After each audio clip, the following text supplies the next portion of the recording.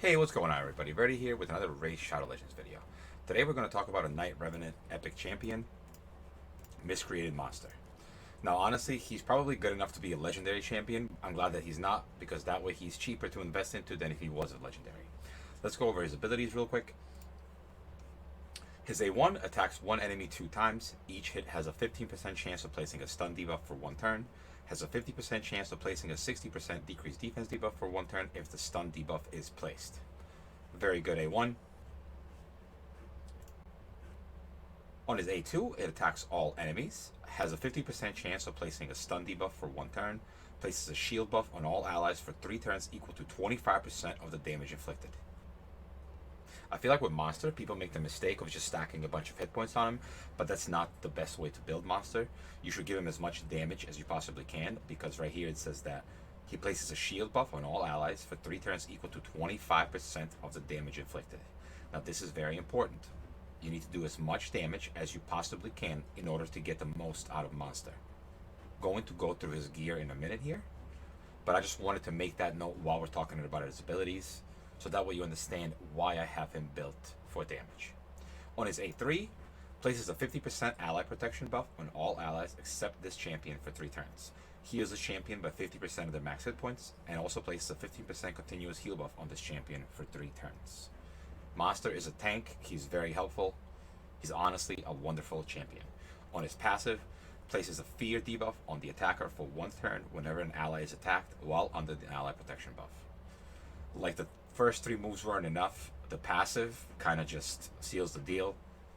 Monster is amazing. I cannot say it enough. For his passive, increases ally hit points in the arena by 33%. His passive is kind of meh because I feel like he shouldn't be run as the lead in the arena. I'm sure you can build some sort of a team around him, but usually not run as the lead in arena. He has very high hit points, decent base speed, and his defense is honestly kind of low, but that doesn't matter. Alright, let's go take a look at his artifacts. Now, ideally, Monster should be geared with 4 pieces of Stalwart and 2 pieces of Immortal gear. I personally didn't have that gear, so if you do, definitely put that on him if you can get the stats that you need on it. If not, just try to get as much crit damage as you can, and then 100% crit rate with decent hit points and speed.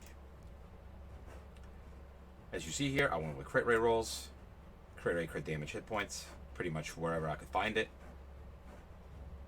6-star crit damage gloves, then hit points percentage chest, and we have speed boots with a crit rate sub. For his accessories, he needs accuracy, and then we have a crit damage neck, and we have a hit points ring. For his total stats, 211 crit damage, 104 crit rate, so a little bit over, but better to be a little bit over than not have enough. You really do want him to crit every time he hits. 165 speed, which could also be higher.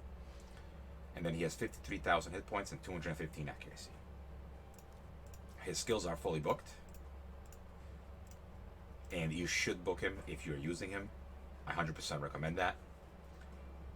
For his masteries, we went with offense and support. Pretty much went straight down into flawless execution. You want that extra 20% crit damage. And then over here, the important things are Evil Eye, Master Hexer, and Lasting Gifts. Let's get a little bit of extra accuracy along the way. So now let's go ahead and run him in some dungeons and see why he's so helpful. First place we're going to run him on is Spider. He's honestly good on every stage of Spider, whether it be Force, Magic, Void, Spirit, the Affinity, doesn't matter. He's going to help you out a lot if you have him. And if you're having problems with Spider, definitely build him. He will be the key that you need to beating it. Now let's go ahead and run Spider 20 here. If you don't have Tyrant for an HP burn, you can use another HP burn like Ignatius or something like that. Even Ultimate Gaelic would work with an attack buff instead of Apothecary. You can also run Venus, or if you don't have an HP burn at all, you can run just another Cold Heart. It will work just fine because with Monster here, Cold Hearts can actually tank the Spiderlings. Let me go ahead and show you what I'm talking about. So this is nowhere near as optimal of a Monster build as you can have, and he's still going to do really well. And here comes the shield. So this is why it's important for Monster to do a lot of damage. The more damage he does, the bigger the shield is. Even though his skills say that they scale off of hit points, which they do, building him for crit damage and 100% crit rate is the way to go.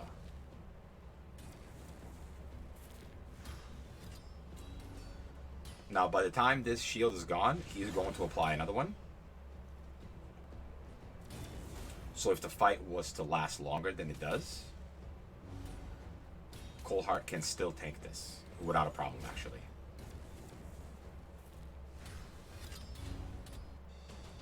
And there it is. Very easy run, less than a minute. Monster works really, really well for Spider. Now, let's go ahead and run him in a couple other dungeons. He can work well in Dragon and pretty much carry you through Dragon. This is the most beginner-like team that I could come up with on this account. So let's go ahead and run it and see how it works.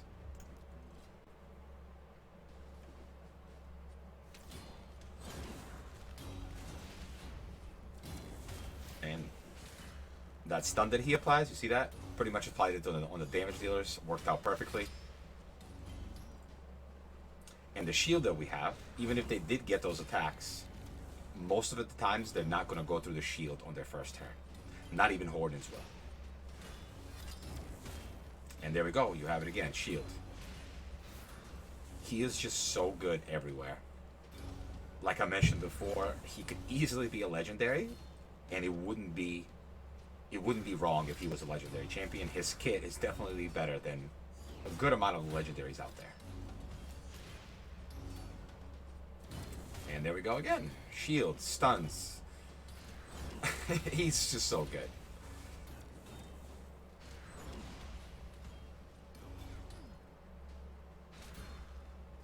So he can carry you through pretty much any wave of any dungeon. On top of it, he does a lot of damage. You see? Horden can't break through the shield. Normally, he would smack Tyrell for like a half of his health if he crits.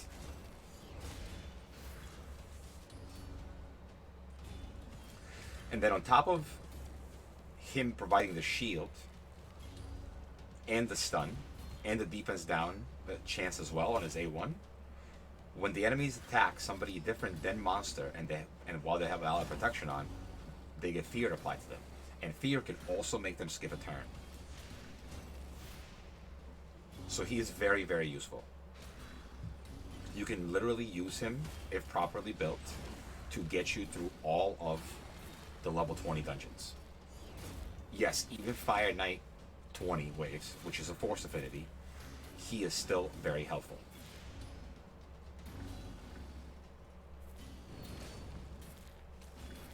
With the ally protection on, we all take a lot less damage. Obviously, the dragon can't be feared, but the damage reduction is definitely 100% there.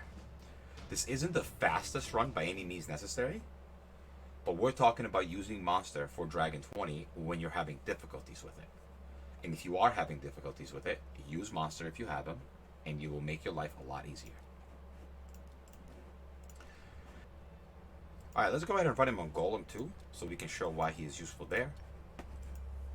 The team that I'm running here is by no means low budget or beginner friendly or anything like that, but you're still going to be able to see why Monster is useful when we get to the boss battle. He's also helpful on the waves because if he does stun, he's also helpful on the waves because if he does stun the second wave and the dogs happen to get stunned, they will not use reflect damage, and that will make the run go a lot smoother as well. There's a little bit of RNG involved, but it doesn't matter because with the revive there, even if someone does die, we're still going to be all set.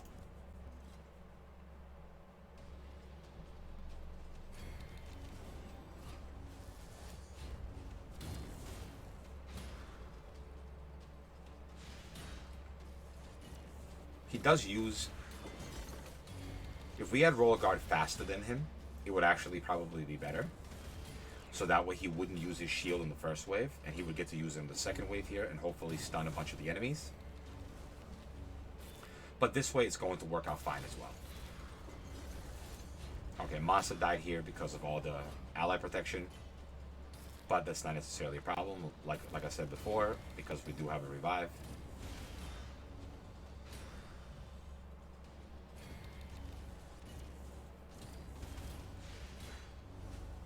All right, and now they're up.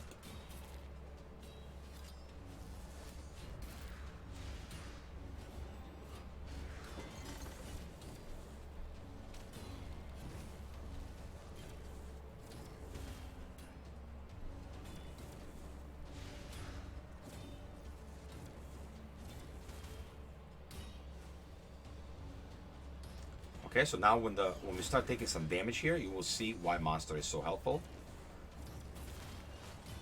You see that? Nobody there really took any damage, and all the damage was transferred to Monster. That's perfectly fine. That's what he is here for. He is here to take the hits for us. So that way your damage dealers can survive, and or your revive can survive, or your cleanser can survive, or poisoner, or whoever you need to survive. Monster is there to protect them and make it a lot easier run. And there you have it.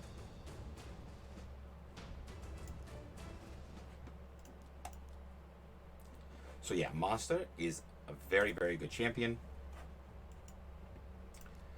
Definitely invest in him, book him, the whole 9 yards. Masteries, he's 100% worth it. Literally no hesitation. Even if it's an end game account and you just want to have a bunch of fun, Monster is definitely one of the champions that you should go with. We can take a look at his artifacts again real quick. He's in no way built optimally. We just have some crit rate, crit damage, speed, and hit points on him. His build could be a lot better, but as you see, he still functions very, very well, even with this mediocre build. His total stats, 53,000 health, 165 speed, a little bit extra crit, 211 crit damage, 215 accuracy. For his masteries, we go straight down in the offense tree to flawless execution. In the support tree, some accuracy along the way, going down to Evil Eye, Master Hexer, Lasting Gifts, and Cycle of Magic.